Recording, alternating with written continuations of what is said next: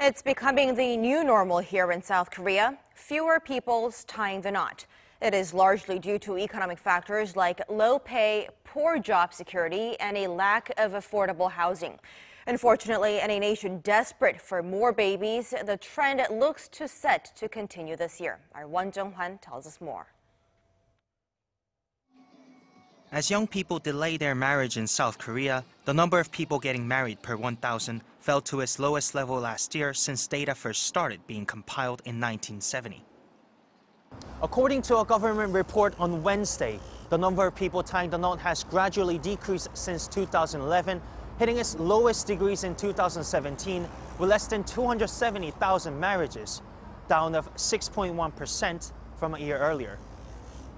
The data also showed that the average age of marriage for Korean men reached a record high of 32.9 years in 2017, while the average age of first-time brides stood at 30.2 years, a significant rise from the average of less than 28 years almost a decade ago. And here are some of the reasons why people think young Koreans are delaying their marriage.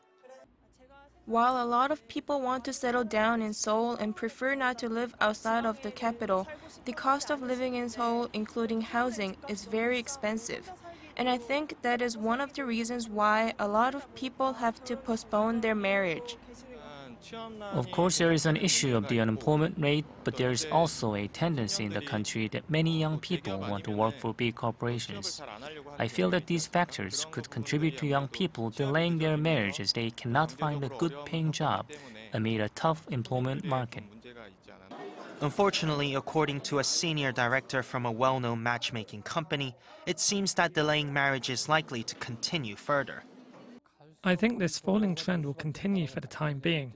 This is because even though the population in South Korea is decreasing, the average age of marriage is increasing every year by a margin of 0.2 to 0.5 years due to the changing perception of early marriage. He says that although people could be more open-minded about using services like matchmaking companies to find a partner, the government also has a key role to play in tackling the country's low marriage rate. While the government policies have been much focused upon childcare and birth, I believe there should be more campaigns that could encourage marriage among young couples as well. In Singapore, for example, when a couple gets married, the government provides support with their purchase of a house.